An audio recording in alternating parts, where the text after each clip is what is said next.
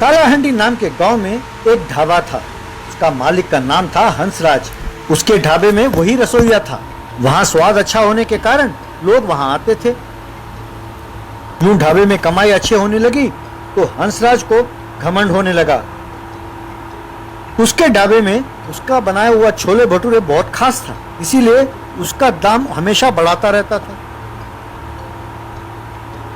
एक बार एक ग्राहक, क्यों भाई हंसराज, हर महीने छोले भटूरे का दाम बढ़ाते जाते हो, ऐसा करोगे तो कैसा? ऐसा ही रहा तो आपके ढाबे पर कैसे आएंगे? कैसे आएंगे?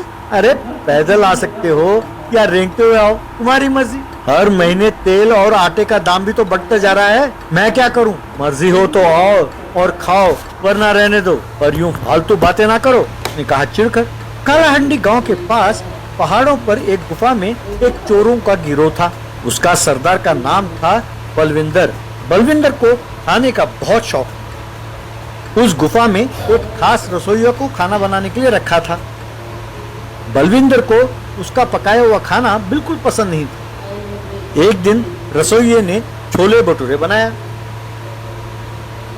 उसे खाकर बलविंदर, से छोले भटूरे कहते हैं? कमबख्त, तुम्हें नॉनवेज बनाना नहीं आता तो मैं तुम्हारे लिए वेजिटेरियन बन गया और वेजिटेरियन खाना ही खाने लगा, और तुम वेजिटेरियन भी इतना बेकार बनाते हो, निकम्मे।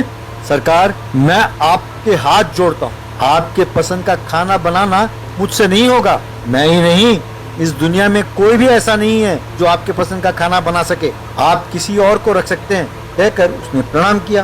खामोश, सरदार से जबान लड़ाते हो? अगर सरदार चाहें तो स्विगी या उबर ईट से भी ऑर्डर देकर खा सकते हैं। वो इसीलिए हिचकिचा रहे हैं कि कहीं गुफा का पता ना चल जाए। सरदार, आप चिंता ना करें, अपने गांव में हंसराज के छोले भटूरे बहुत मशहूर हैं, वहां से पार्सल लाता हूँ, खा लेना। छोले भटूरे का पार्सल नहीं, उसे ही पार्सल करके ले आओ, यहाँ पर पड़ा रहेगा।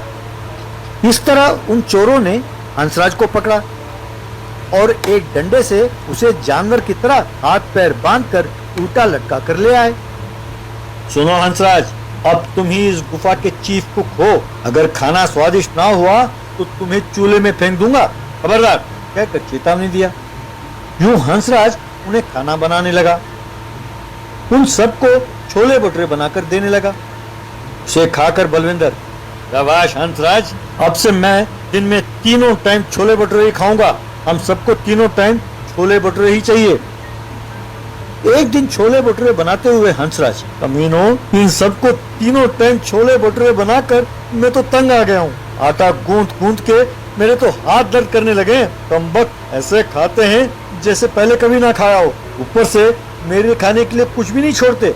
हे भगवान, ये मेरा क्या हाल हो गया है। तो कोई तरकीब सोचकर यहाँ से बचकर निकलना होगा, ऐसा उसने सोचा।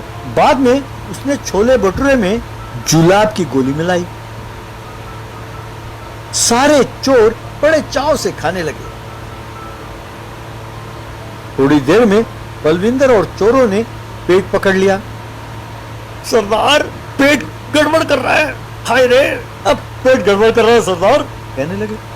हाँ यार, मुझे भी ऐसा ही हो रहा है। अब ठहरो, एक एक करके बाथरूम जाकर आते हैं। यूं सब बाथरूम के बाहर लाइन में खड़े हो गए। एक के बाद एक बाथरूम जाने लगे। मौका का फायदा उठाकर हंसराज वहां से भाग गया। ये देख चोर उसका पीछा करने लगे।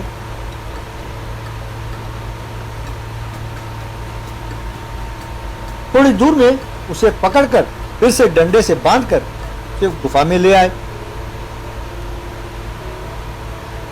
क्यों हंसराज, तुमने सोचा कि तुम जुलाब मिलाओगे तो हमें पता नहीं चलेगा? अरे उसे रखा हम ही ने था।